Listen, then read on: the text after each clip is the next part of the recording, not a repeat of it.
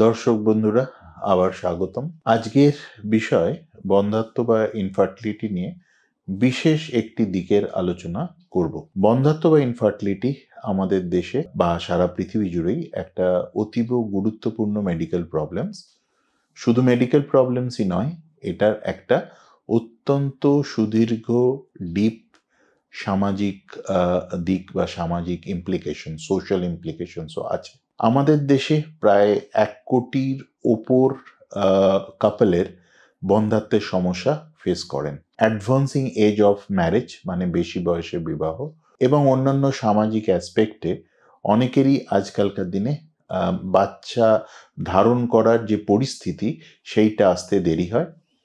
এছাড়াও বিভিন্ন অন্যান্য মেডিকেল এবং সোশ্যাল কারণে বন্ধ্যাত্বের সংখ্যা অত্যন্তই ক্রমবর্ধমান। আশার কথা, বেশিরভাগ ক্ষেত্রেই কিন্তু বন্ধ্যাত্ব থাকলেও স্বাভাবিক পদ্ধতিতে মেডিকেল গাইডেন্স নিয়ে প্রেগনেন্সি আসা সম্ভব। মোটামুটি হিসাব যেটা বলছে, আমাদের প্রেগনেন্সি আসার জন্য জরায়ুটা নর্মাল থাকতে হবে, ইউটেরাসকে নর্মাল থাকতে হবে।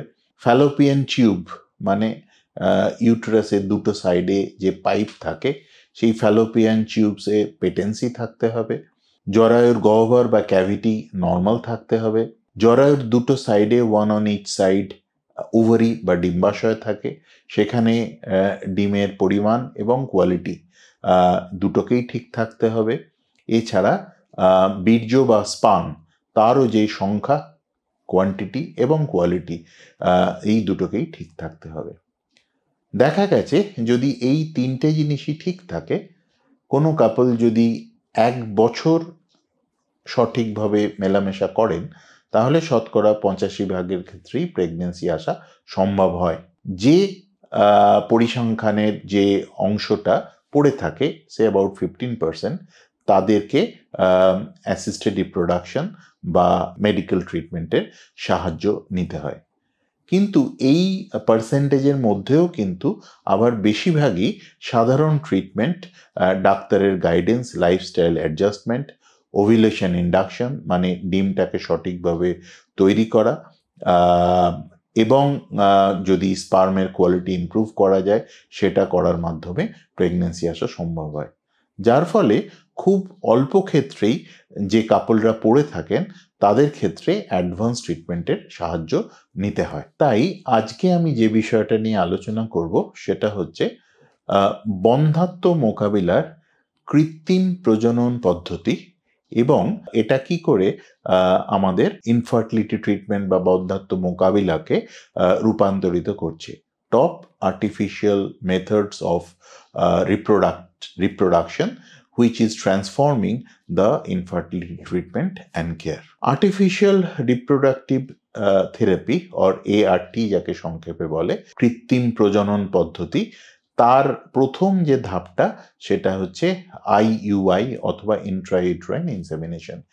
IUI নিয়ে আগে সুদীর্ঘ আলোচনা আমরা করেছি এই ফিটোম্যাট ফোরামে, সুতরাং আজকে আমি সেই ব্যাপার নিয়ে খুব সুদীর্ঘ রাস্তার মধ্যে যাচ্ছি না। আজকের আলোচনার বিষয়বস্তু হচ্ছে আরও যে অ্যাডভান্স ট্রিটমেন্ট সেইগুলো। IVF অথবা টেস্ট টিউব বেবির কথা আপনারা হয়তো অনেকেই জানেন। এটা হচ্ছে আর্টিফিশিয়াল রিপ্রোডাক্টিভ থেরাপি বা অ্যাজ এ হোল ইনফার্টিলিটি ট্রিটমেন্টের পারহ্যাপস হয়তো সব থেকে সফলতম উপায়। কিন্তু এটার ইউজ হয় অনেকটাই রেস্ট্রিক্টেড ক্ষেত্রে, যখন অন্য সমস্ত উপায় ফেল করে যায় এবং এটা ছাড়া অন্য কোনো অপশন থাকে না। IVF বা টেস্ট টিউব বেবিতে কি করা হয় না, ওষুধ এবং ইঞ্জেকশনের সাহায্যে ডিম্বাণুগুলোকে, একাধিক ডিম্বাণুকে সঠিকভাবে পরিপক্ক করে তোলার কাজ হয়, মানে এগুলোকে ম্যাচিওর করা হয় ইঞ্জেকশনের সাহায্যে। এই ইঞ্জেকশন ইউজুয়ালি পিরিয়ডের 3য় দিনে শুরু হয় এবং রাফলি মোটামুটি 10 দিন মতন চলে, ডেলি ইঞ্জেকশন চলে, এবং এই ইঞ্জেকশনগুলো চামড়ার তলাতে পেটের মধ্যে দেওয়া হয় এবং এর সঙ্গে ফলিকুলোমেট্রি বা মনিটরিং করে আমরা ডিমের গুণগত মাপ এবং ডেভেলপমেন্টটাকে চেক করে থাকি। যখন ডিমটা পরিপক্ক হয়ে যায় বা ম্যাচিওর হয়ে যায় ফলিকলগুলো, তখন আমরা একটি বিশেষ ইঞ্জেকশনের সাহায্যে ডিমগুলো যাতে রিলিজ ডেট বা নিকাশিত হওয়ার স্টেজে চলে আসতে পারে তার ব্যবস্থা করি, এবং এই ইঞ্জেকশনের 35 ঘন্টার মধ্যে অপারেশনের সাহায্যে ট্রান্সভ্যাজাইনাল সোনোগ্রাফি, যেটা কোনো কাটাছেঁড়ার ব্যাপার নয়, তলা দিয়ে একটি বিশেষ নিডলের সাহায্যে পেশেন্টকে খুব শর্ট অ্যানাস্থেশিয়া বা ছোট্ট করে অজ্ঞান করে আমরা ট্রান্সভ্যাজাইনাল সোনোগ্রাফির সাহায্যে এই ডিমগুলোকে বা এগগুলোকে শরীরের বাইরে নিয়ে আসি, এবং ল্যাবরেটরিতে পুরুষ সঙ্গীর যে স্পার্ম বা বীর্য সেটার সাহায্যে ইনসেমিনেট করে আমরা আর্টিফিশিয়াল অ্যাটমসফিয়ারে ভ্রূণগুলোকে তৈরি করি, এবং সেই ভ্রূণগুলোকে আমরা প্রাথমিক স্টেজে বেশিরভাগ ক্ষেত্রেই আজকালকার দিনে আমরা ফ্রিজ করে দিই বা ফ্রোজেন করে রাখি, বা একদম সোজা বাংলায় বলতে গেলে তাদের টেম্পোরারি ঘুম পাড়িয়ে রাখা হয়। এরপরে আমরা অ্যাটেনশন দিই জরায়ুর যে পর্দা বা এন্ডোমেট্রিয়াম বা এন্ডোমেট্রিয়াল ক্যাভিটি, সেটাকে ওষুধের সাহায্যে, ইউজুয়ালি সেগুলো মুখের ওষুধ হয়, কখনো কখনো গায়ে লাগানোর জেলও হতে পারে, তার সাহায্যে আমরা জরায়ুর ভেতরের পর্দাটাকে সঠিকভাবে তৈরি করি, যাতে করে তার ভ্রূণ ধারণ বা ইমপ্ল্যান্টেশন করার ক্যাপাসিটিটা বাড়ে। এবং এটাও আল্ট্রাসাউন্ডের সাহায্যে এবং বিশেষ কিছু ব্লাড টেস্টের সাহায্যে মনিটর করা হয়। যখন জরায়ুর ভেতরটা ভ্রূণ রিসিভ করার আইডিয়াল কন্ডিশনে চলে আসে, আমরা সেটা বুঝতে পারি, এবং তখন এই ফ্রোজেন ভ্রূণ বা এমব্রায়োগুলোকে আবার আমরা জাগিয়ে তুলে আমরা সেগুলোকে ইউজুয়ালি 2টি ভ্রূণ আমরা জরায়ুর মধ্যে প্রতিস্থাপন বা ট্রান্সফার করে থাকি, এফইটি অর ফ্রোজেন এমব্রায়ো ট্রান্সফার। এই ট্রান্সফারের মোটামুটি 2 সপ্তাহের মধ্যে আমরা ব্লাডের প্রেগনেন্সি টেস্টের সাহায্যে বুঝতে পারি যে আমাদের সাফল্য এলো কিনা। দেখা গেছে যে নর্মালি একবার মেলামেশা করলে শতকরা 15% বাচ্চা আসার সম্ভাবনা থাকে।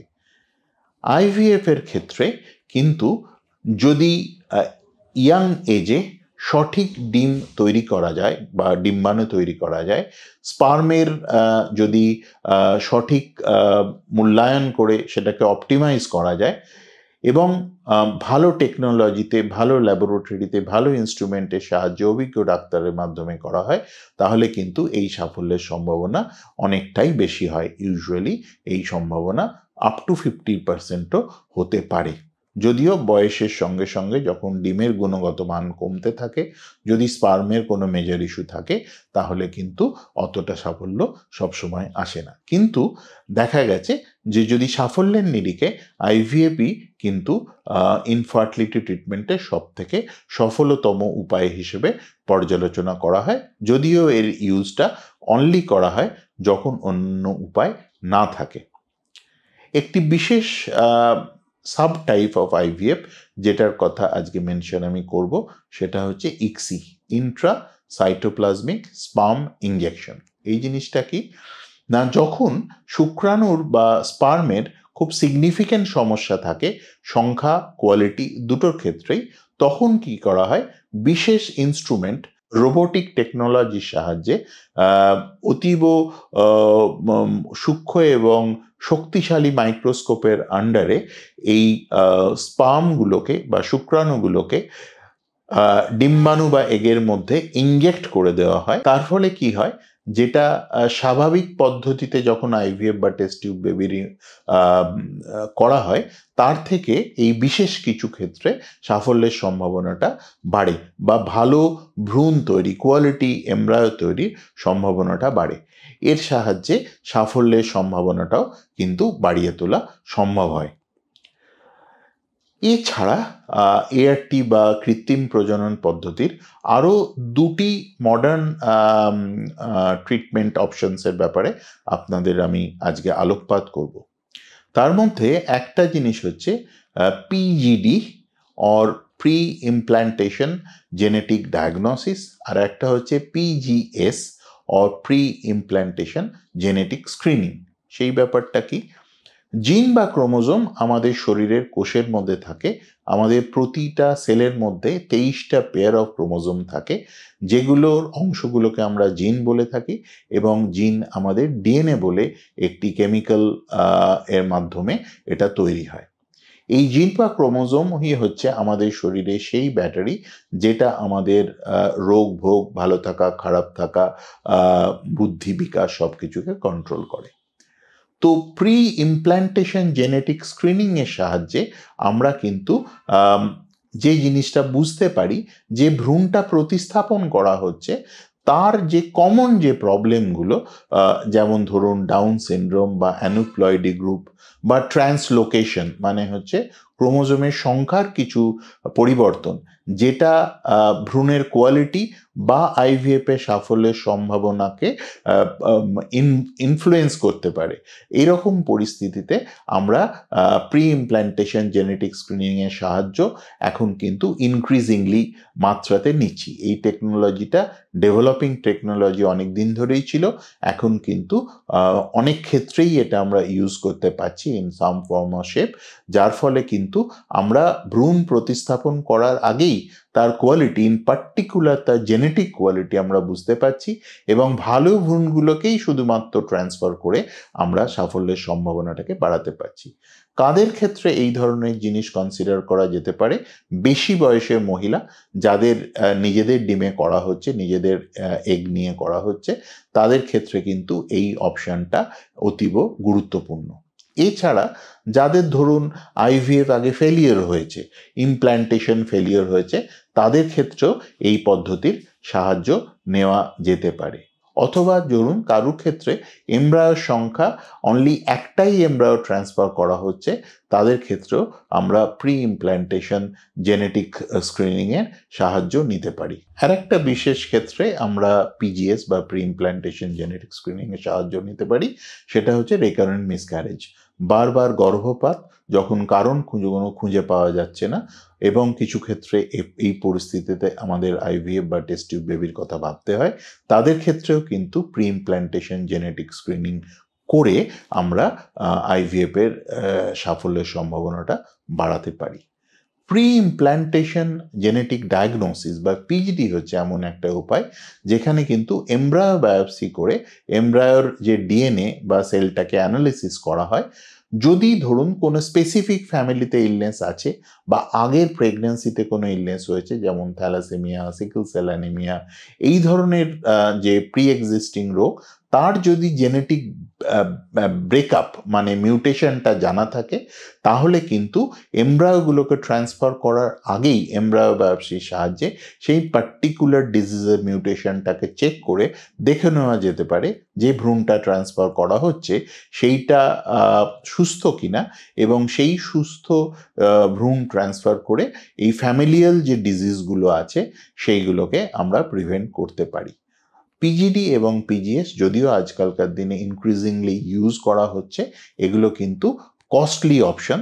সুতরাং আইভিএফ যেহেতু একটি কস্টলি ট্রিটমেন্ট অপশন, সেই হিসেবে এই ধরনের অপশন যদি আমরা আইভিএফ এর মধ্যে ইনক্লুড করি তাহলে আইভিএফ এর খরচাটা বাড়ে।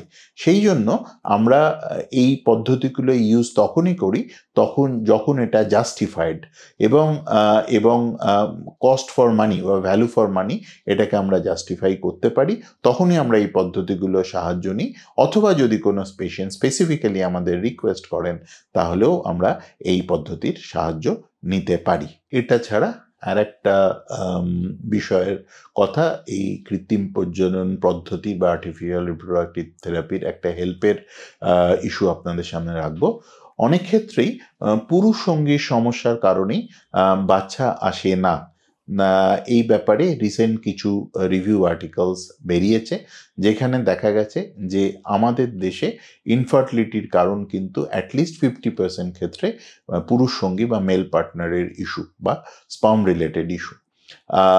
এছাড়াও প্রায় 86% পূর্ব ভারতে পুরুষদের ক্ষেত্রে স্পার্মে ইনফার্টিলিটির কারণ হতে পারে এরকম অ্যাটলিস্ট একটা ফ্যাক্টর পাওয়া গেছে ইন এ রিসেন্ট সার্ভে।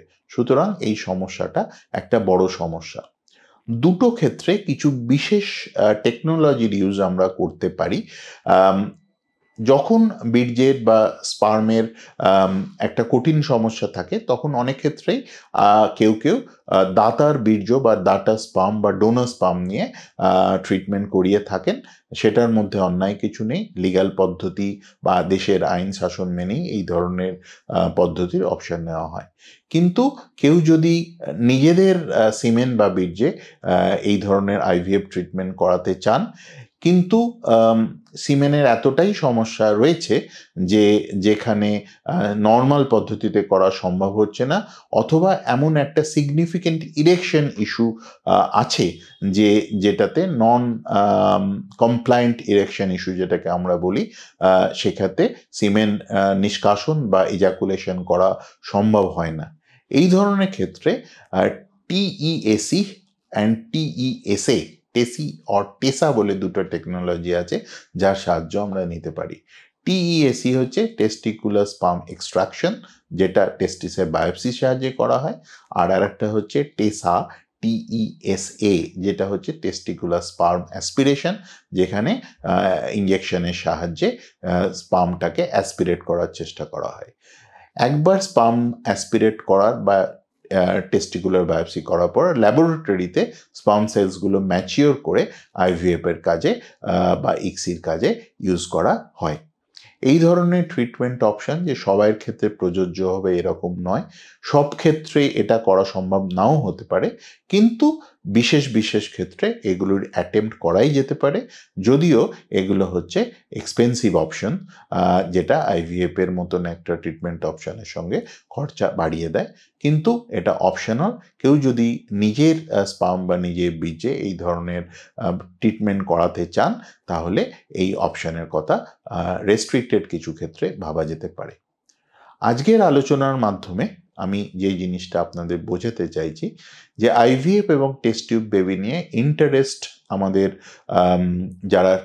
যারা ইনফার্টাইল কাপল তাদের মধ্যে থাকে, অনেকেই এই পুরো ব্যাপারগুলো সম্বন্ধে সম্পূর্ণভাবে অবহিত নয়। বাট দ্য ফ্যাক্ট ইজ যে IVF is the last resort of infertility treatment.